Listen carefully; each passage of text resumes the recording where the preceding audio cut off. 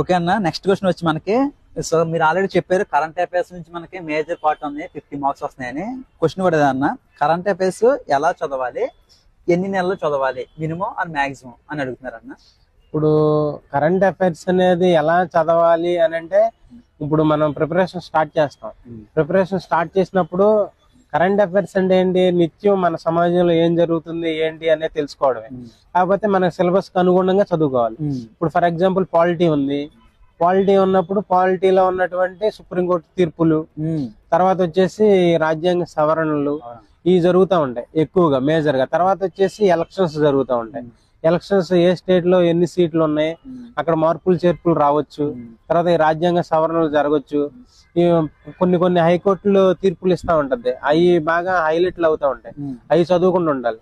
ఇప్పుడు మన సమాజంలో ఏవైతే జరుగుతా ఉన్నాయో అవి మన స్టాక్ లో, ఇప్పుడు ఫర్ ఎగ్జాంపుల్ పాలిటీ ఉంది, పాలిటీకి లింకప్ చేసుకుని చదువుకుంటా ఉంటే కొంచెం మంచి స్కోర్ చేయొచ్చు అన్నమాట. ఇప్పుడున్న స్కెనారియోలో ఏం జరుగుతుందంటే, ఇప్పుడు పాలిటీలో ఏదన్నా ఒక అంశాన్ని తీసుకుని దాన్ని కరెంట్ అంశాన్ని లింక్ చేస్తూ పేపర్ డిజైన్ చేసి ఇస్తున్నాడు అనమాట.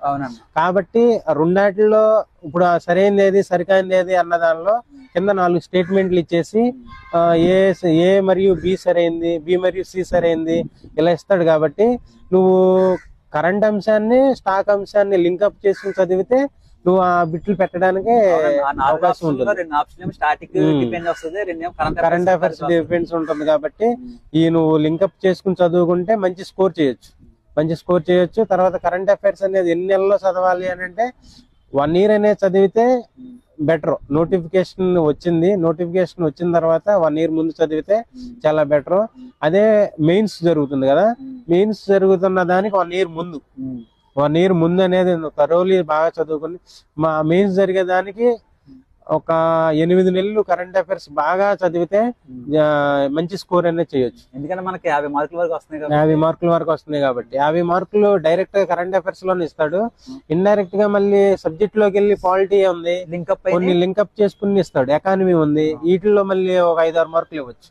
అట్లా 50 నుంచి 60 మార్కులు అనేది కరెంట్ అఫైర్స్ పోషిస్తుంది అనమాట. కాబట్టి 1 year అనేది చదువుకుంటూ మెయిన్స్ కి ఒక 8 నెలల కరెంట్ అఫైర్స్ అనేది బాగా చదువుకుంటే నెంబర్ ఆఫ్ రివిజన్స్ చేసుకుని వాటిని కూడా షార్ట్ నోట్స్ తయారు చేసుకుంటూ ఇప్పుడు వచ్చి ప్రిపేర్ అయినవన్నీ రావాలని ఏముండదు. 50 మార్కులు అనేవి ఎవరికి రాదు, ఎవరు చేయలేరు కూడా. కాబట్టి దానిలో మంచి స్కోర్ అనేది చేయొచ్చు.